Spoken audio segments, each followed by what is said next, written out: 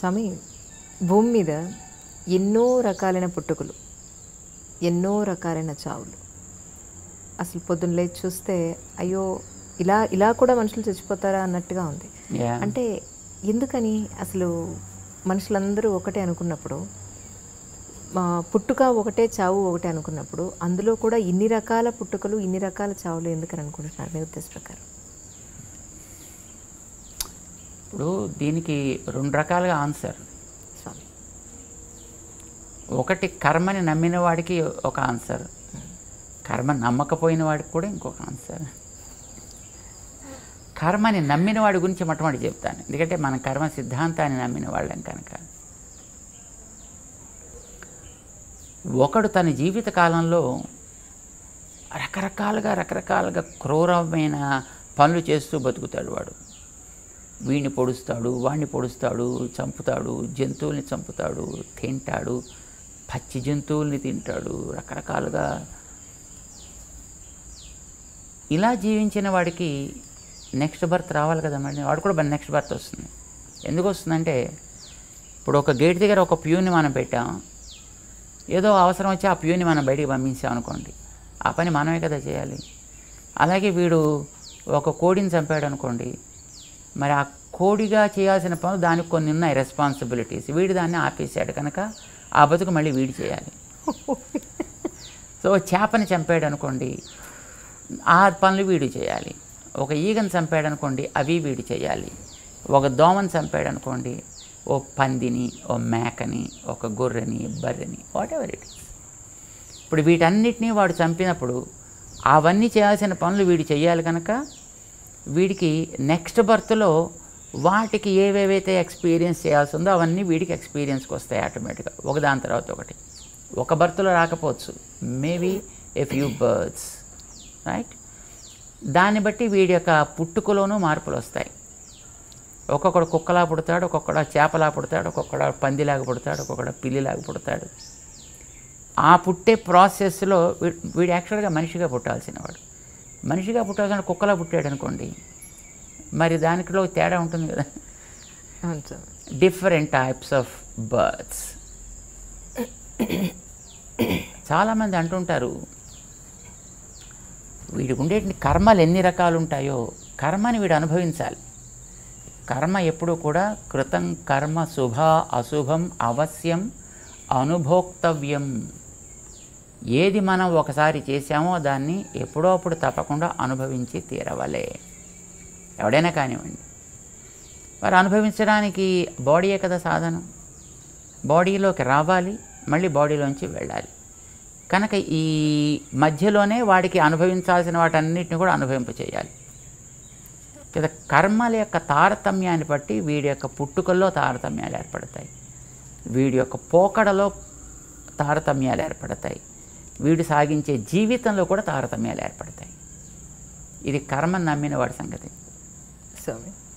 కర్మని నమ్మలేదనుకోండి, అలాంటప్పుడు ఇందాక మేము చెప్పాను చూసారా, లాజిక్. ఒకడినెవడో వీడు ఏదో చేశాడు, హింసించాడు, మరి హింసించిన దాని యొక్క ఫలితం వీడు పొందాలి కదా. అంచేత వీడికి వాడి హింసకి సంబంధించినటువంటి ఏ అనుభవం ఉంటుందో ఆ అనుభవం వీడికి ఇక్కడ రావాలి. కొంతమంది చెప్తుంటారు, అబ్బా నేను నిజంగా పుట్టినప్పటి నుంచి ఇప్పటిదాకా ఏం తప్పు చేయలేదండి, కానీ ఎందుకు వచ్చిందండి ఇలాంటిది. పాపం వాడండి అసలు ఎంత అమాయకుడండి, కానీ వాడికి ఎందుకండి ఇట్లాంటి బాధ వచ్చింది, వాడికి ఎందుకంటే ఇట్లాంటి రోగం వచ్చింది, వాడికి ఎందుకంటే ఇట్లాంటి చావు వచ్చింది, ఇలా అంటుంటారు. లాజిక్ మనం బట్టి మనం చూసినట్లయితే వీడి ఇంతకుముందు ఏం చేశాడని పాపం వాడికి తెలియదు. ఇప్పుడు మనం కార్యాన్ని బట్టి కారణాన్ని ఊహిస్తాం. ఇప్పుడు ఈవేళ త్రేన్పు వచ్చిందనుకోండి, దాంట్లో జీలకర్ర వాసన వేస్తే బహుశా నిన్న తిన దాంట్లో ఎక్కడో జీలకర్ర ఉండి ఉంటుంది అని మనం ఊహిస్తాం మనం. అలాగే ఇప్పుడు మనం అనుభవించేటటువంటి దాన్ని బట్టి బహుశా వీడు ప్రీవియస్ బర్త్లో వీడు ఏదో చేసి ఉంటాడు అని మనం తప్పకుండా వీ ఇన్ఫర్ దట్, అది మనం ఊహిస్తాం దాన్ని. బికాస్ ఇది మనకి ఫస్ట్ బర్త్ కాదు, ఎవరికి కాదు, ఎన్నో బర్త్స్ మనం సాగుతున్నాయి. దీన్ని మనం అంగీకరించాలి, లాజికల్గా చెప్తున్నాను. ఎందుకు లాజికల్గా అంగీకరించాలి? ఒకే తల్లికి పుట్టినటువంటి ఇద్దరు సంతానం ఒకే రకంగా ఉండట్ల, ఆలోచనల్లో కానీ ఆచరించే యాక్టివిటీస్లో కానీ. ఎందుకు వచ్చింది difference? There must be some guiding factor behind. అది మనం పూర్వజన్మలోంచి వచ్చింది ఏదో అని క్యారీడ్ ఫార్వర్డ్ తీసుకుంటాం మనం. పశువుల్ని మనం చూస్తున్నాం. సే ఒక దూడ పుట్టింది, పుట్టిన 1.5-2 మినిట్స్లో అది మెల్లిగా లేచే ప్రయత్నం చేస్తుంది. ఒక 5 మినిట్స్ కల్లా లేచి నిలబడుతుంది. And the calf certainly knows where the udder is to suck the milk. ఒక దూడ, దానికి అక్కడ పొదుగు ఉంది, అందులో పాలున్నాయి, తనకు ఆహారం అక్కడి నుంచి తను సంపాదించాలి. But who guided this to that small creature? ఎవరికి దానికి గైడెన్స్ ఇస్తున్నారో మనకి తెలియదు. మరి తల్లి తను చెప్పదు, చెప్పే స్థితిలో తల్లి కూడా ఉండదు. ఎందుకంటే అప్పుడే పాపం దూడని కంటుంది, అది ఇంకా తన బాధ ఏదో తను పడుతూ ఉంటుంది. కానీ మీన్వైల్ ఈ పిల్ల లేస్తుంది, నడుస్తుంది, పొదుగు దగ్గర మూతి పెడుతుంది, పాలు తాగడం కూడా ప్రారంభిస్తుంది. అంటే వ్యక్తికి బ్రతికేటటువంటి అదృష్టం ఉంది కనుక ఆ వెనకాతలు ఉండేటువంటి ఆ అదృష్టం ఏదో దాన్ని గైడ్ చేస్తుంది. దీన్ని బట్టి మనకి ఏమర్థమవుతుంది? దానికి కూడా ఒక ప్రీవియస్ బర్త్ ఉంది. ఆ బర్త్ ప్రకారం దానికి నేను ఇంకా కొంతకాలం బ్రతకాలి అని అనిపించింది. So it searched for the food and it got the food also. ఇది వెనకాతల కర్మ ఉందో లేదో మనకు తెలియదు, బట్ వెనకాతల బర్త్స్ అయితే మనకి తప్పనిసరిగా ఉన్నాయి. And something we have acquired also with us, carrying that stack right now with us. దీన్ని బట్టి వాడు అంతకుముందు ఏం చేశాడో మనకి తెలియదు.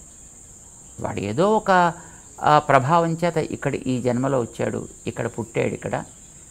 బట్ వచ్చిన పర్పస్ ప్రాబబ్లీ ఫినిష్ అయిపోయి ఉంటుంది. వాడు అంచేత వాడు వెళ్ళిపోవాలి. వాడు వెళ్ళడానికి ఏదో ప్రాసెస్ కావాలి. That is a process probably. భగవంతుడు భగవద్గీతలో చెప్పాడు ఒక మాట. ఇప్పుడు ప్రతివాడు ఒక పర్పస్ కోసం వస్తాడు. పర్పస్ అయిపోయిన తర్వాత no matter what age that he is in and what place he is in also the matters.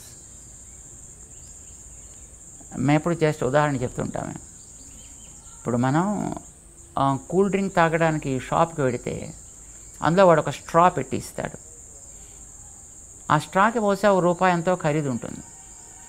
మనం ఆ డ్రింక్ తాగేసిన తర్వాత స్ట్రా ఇంకా బాగానే ఉంటుంది. దాన్ని చక్కగా నీళ్ళలో కడిగేసి జేబులో పెట్టుకుని మనం వెళ్ళిపోవచ్చును. షాప్ వాడు కూడా ఏమండవు.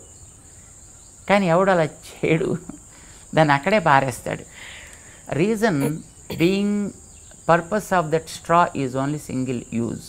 So after that throw it out.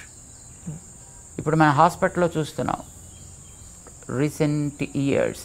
ఇదివరకు ఇంకో రకంగా ఉండేది. ఇంజెక్షన్ ఇచ్చిన తర్వాత దాన్ని స్టెరిలైజ్ చేసి మళ్ళీ వాడుతుండేవారు. ఇప్పుడు now the sterilization process is gone almost.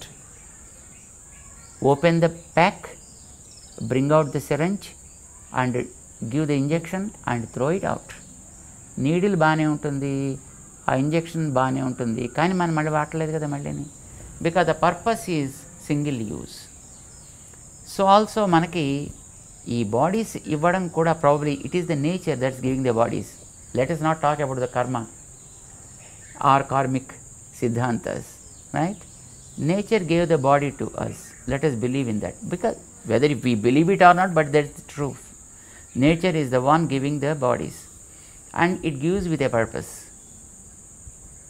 And when the purpose is up, then you should take it out. ఎట్లా తీసుకెళ్ళాలి? ఏదో ఒక పర్పస్, ఏదో ఒక రకమైన ప్రాసెస్.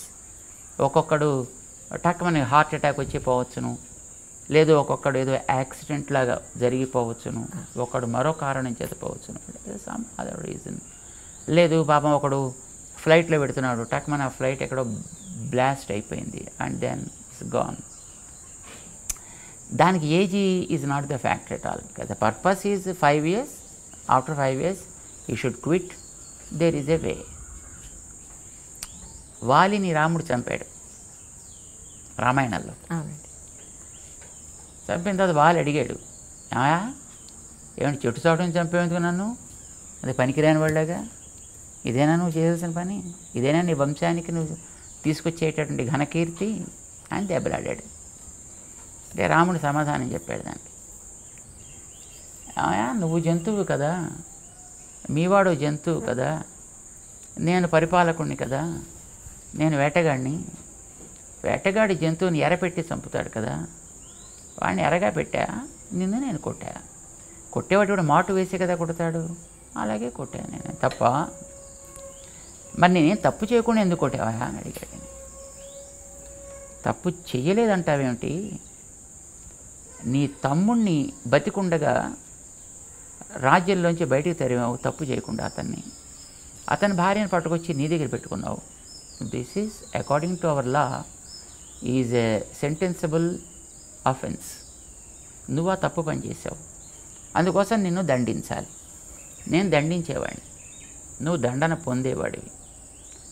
దండించేవాడు ఎప్పుడూ కూడా వాడికి ఇష్టానికి తగినట్టుగా దండన విధిస్తాడే తప్ప, ఏమండి దొంగగారు మీకేం దండన విధించమంటారండి, ఎలా దండన విధించమంటారని అడిగే చేస్తారు. Choice వాడిదా వీడిదా?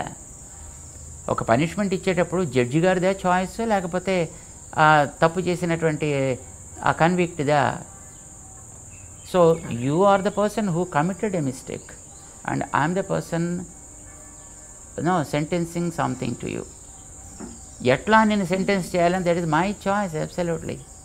And who are you to ask me why you killed me like this అని. నా ఇష్టం, నేను కావాలంటే నేను హ్యాంగ్ చేస్తా, లేక షూట్ చేస్తా, లేకపోతే ఎలక్ట్రిక్ చైర్లో కూర్చోబెట్టి షాక్ ఇస్తా, లేకపోతే మరి ఇంకోటి ఏదో చేస్తా.